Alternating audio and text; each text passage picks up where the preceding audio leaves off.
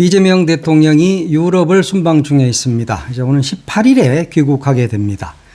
국익을 위한 외교 활동을 하고 있는 와중에도 국내 상황이 그리 녹록치 않으면서 노심초사하는 분위기입니다.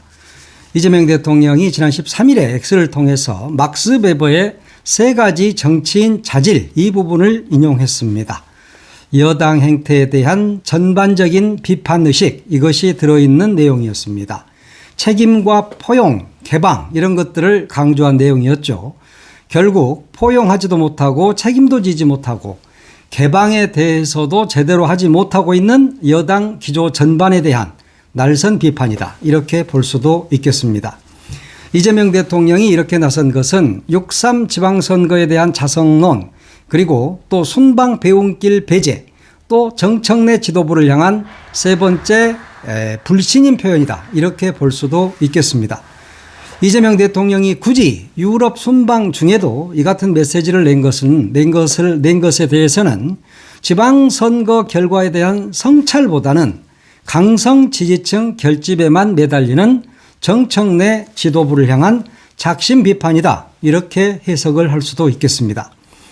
정청래 대표는 대통령이 이번 지선은 최소한 승리라고 볼 수는 없다라고 이야기를 하니까 승리다라고 응수를 했고 해외 순방 배웅에서 정청래 대표를 배제하니까 정청래 대표는 정권은 짧다 이렇게 응수를 했습니다. 거기에 더해서 아직 정리되지도 않은 보안수사권 문제 이것에 대해서 보안수사권 폐지라는 글을 SNS에 올리기도 했죠. 이렇게 되면 이재명 대통령에 대한 전면전을 선포한 것이다. 이렇게 봐야 할 것 같습니다.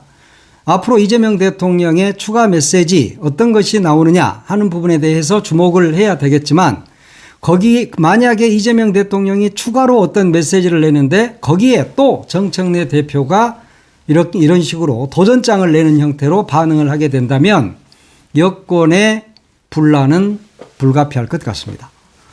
이재명 대통령이 올린 글을 보면 좀 일반론이죠. 막스 베버의 3가지 정치인 자질 이런 부분이니까요.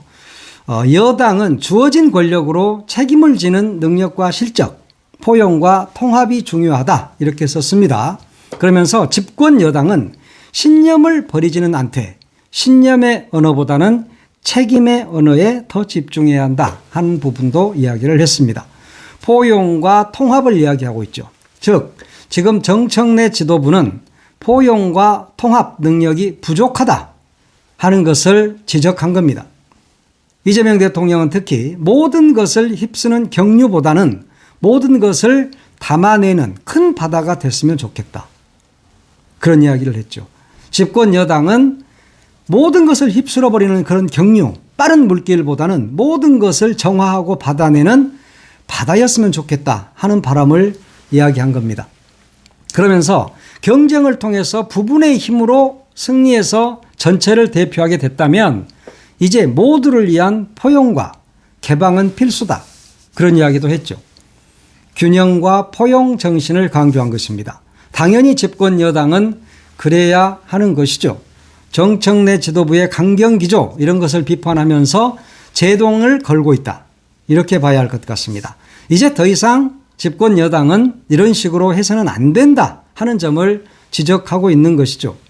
특히 정권은 짧다 이러면서 이재명 대통령을 직격한 후에 이 대통령이 고심 끝에 한 발 물러선 게 있습니다. 그게 바로 보안수사권이죠.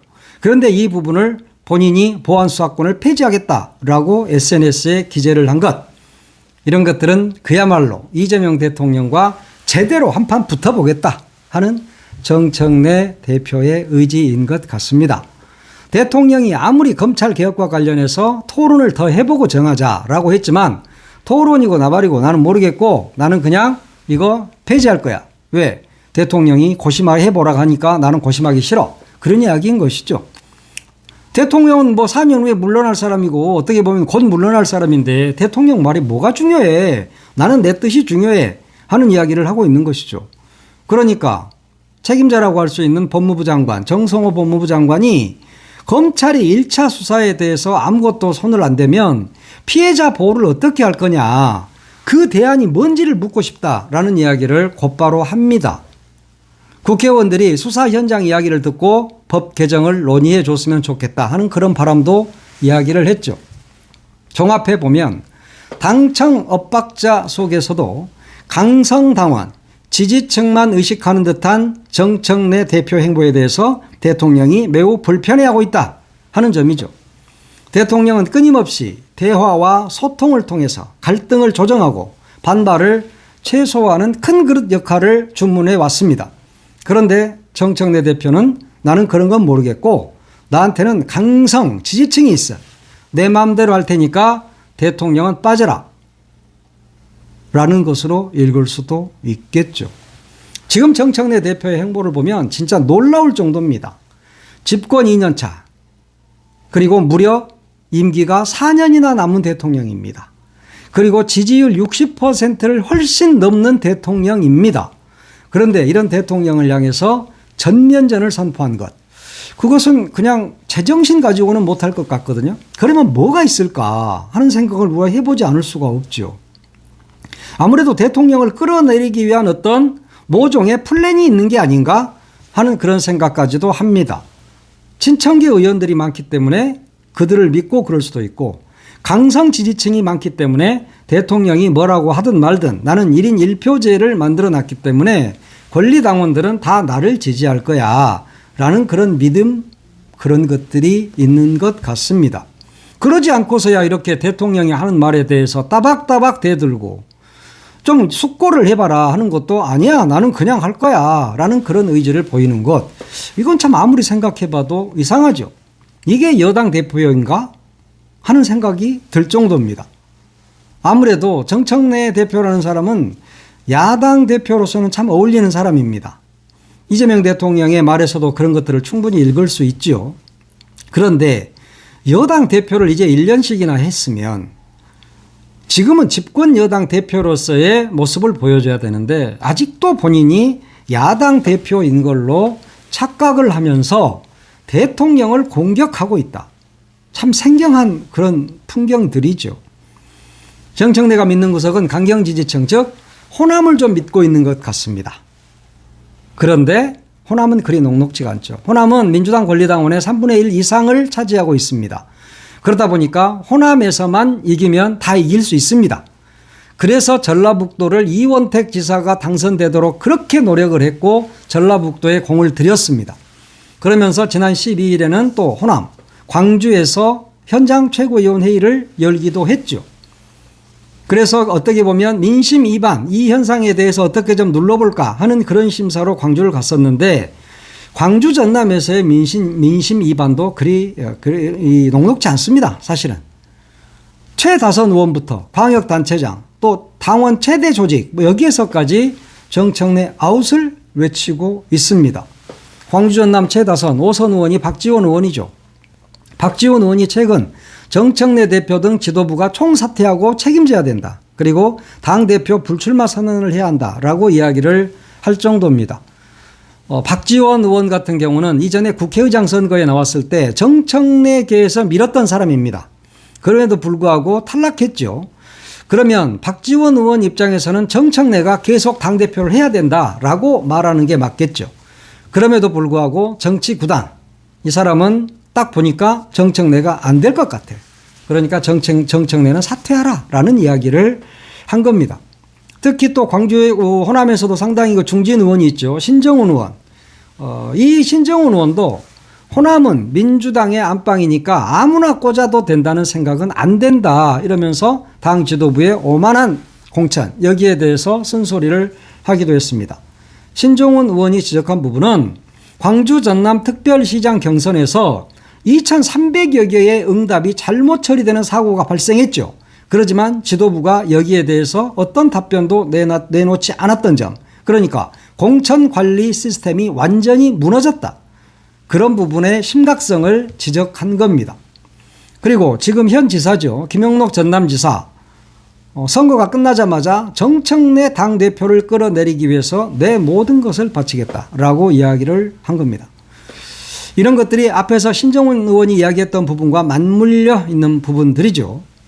그리고 민주당 내 최대 원외 당원 조직이 더민주혁신회의라는 조직이 있습니다.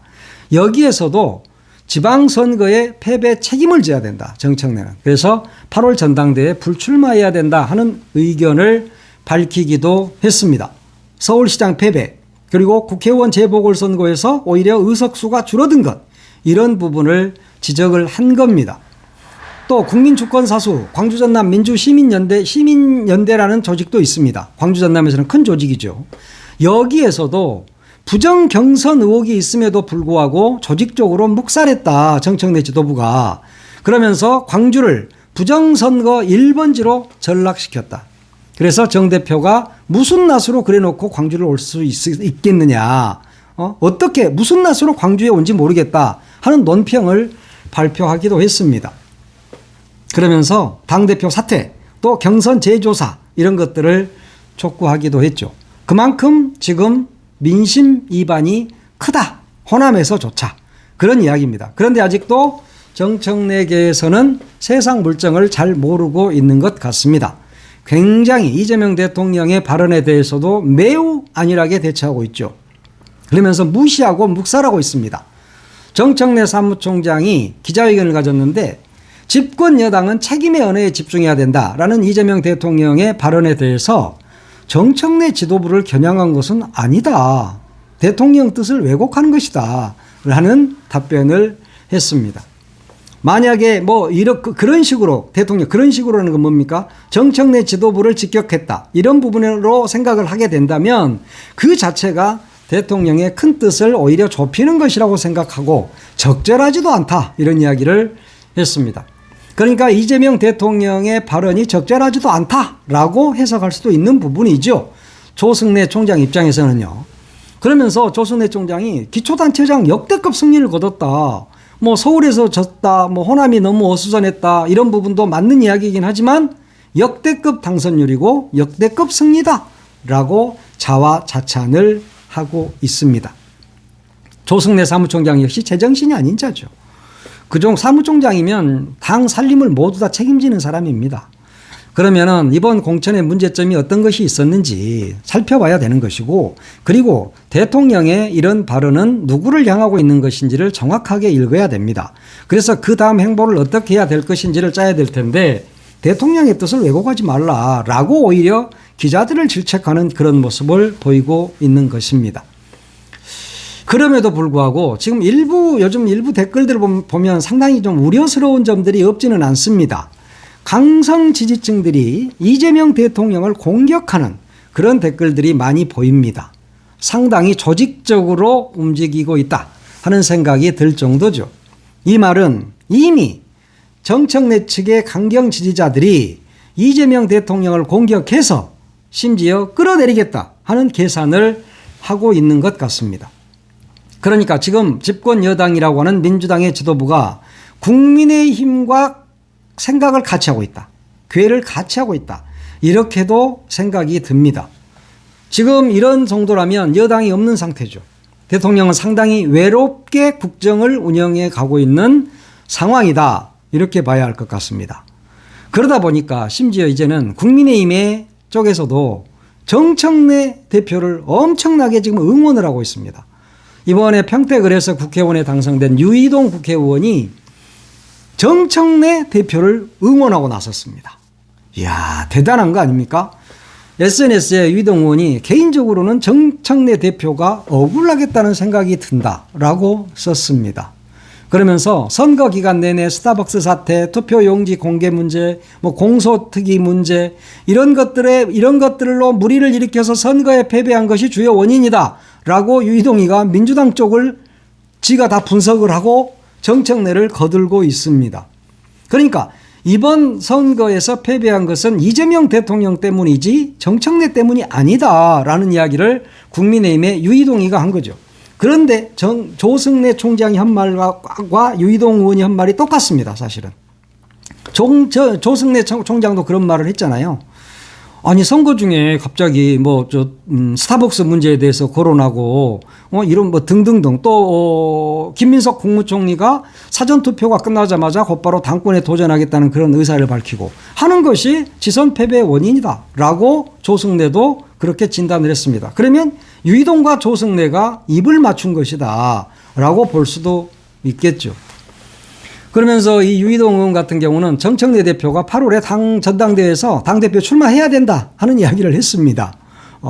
정청래 대표는 마음 잘 추스리시고 전당대회 잘 준비하기 바란다 이런 이야기를 했어요. 그러면서 국민은 영원하고 정권은 짧다라는 이야기를 유이동 의원이 SNS에 씁니다.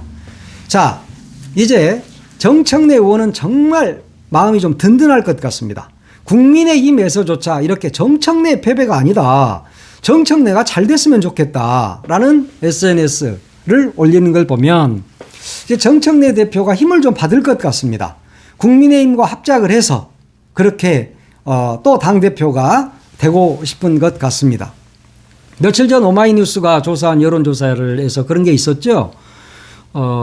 김민석과 정청래 양자 대결에서 이 분석을 해보니까 김민석 전 총리는 진보층에서 굉장히 높은 지지를 받고 있고 정청래 대표는 보수층에서 굉장히 높은 지지를 받고 있었습니다. 그걸 수치로 여러분들도 다 확인할 수 있죠. 뭐 중앙여론조사심의위원 홈페이지를 참조하시면 이런 내용을 다 볼 수 있습니다. 그 말은 지금 보수층, 즉 국민의힘 지지자들 이 사람들이 정청래 대표를 엄청 응원하고 있다 하는 것으로 볼 수 있습니다. 물론 국민의힘 지지자들이 국민의힘 당원들이 민주당 전당대회에서 투표를 할 수는 없습니다. 권리당원이 투표를 하니까요. 그러나 30%는 또 국민 여론조사가 있거든요. 그러다 보면 아무래도 국민의힘 지지자들이 정청래 대표를 엄청나게 거의 30%가 모두 다 지지를 할 것 같습니다. 그러면 정청래 대표는 김민석 총리를 누를 수 있다라는 그런 계산을 하고 있는 것 같아요. 왜냐하면 민주당 내 강성 지지층이 있고 국민의힘 지지층에서 정청래를 지원하게 된다면 정청래는 당선이 되겠죠. 그런 계산으로 지금 가고 있는 것 같은데 민주당 당원들이 그리 녹록지는 않다. 그리고 이재명 대통령을 이렇게 끌어내리려고 하고 이재명 대통령과 번번이 맞서면서 국정 운영에 발목을 잡게 된다면 누가 민주당 권리당원 중에 누가 정청래 대표를 다시 응원할 수 있겠습니까? 지금은 개인이 중요한 게 아닙니다. 나라가 중요합니다. 이재명 정권이 어떻게 일을 잘해서 대한민국을 또다시 반석 위에 올려놓을 수 있을 것인가 하는 점을 잘 봐야 된다. 그리고 이 정청래 대표가 좀 괜찮은 사람인 걸로 알았는데 권좌에 이렇게 눈이 머니까 사람이 갑자기 좀 헷가닥한 것 같습니다. 앞으로 이런 부분에 대해서는 좀 더 우리가 세심하게 잘 살펴야 할 것 같습니다. 정청래 대표와 이재명 대통령이 지금 맞붙고 있는 상황인 것 같은데 표면적으로는 그렇게 보이지만 이제 결국은 또 봉합이 돼야 되는 것이고 그래서 민주당이 다음 당대표가 제대로 선출이 돼서 이재명 집권 2년차부터는 제대로 뒷받침할 수 있는 그런 지도부가 들어왔으면 좋겠다 하는 그런 바람을 가지고 있습니다.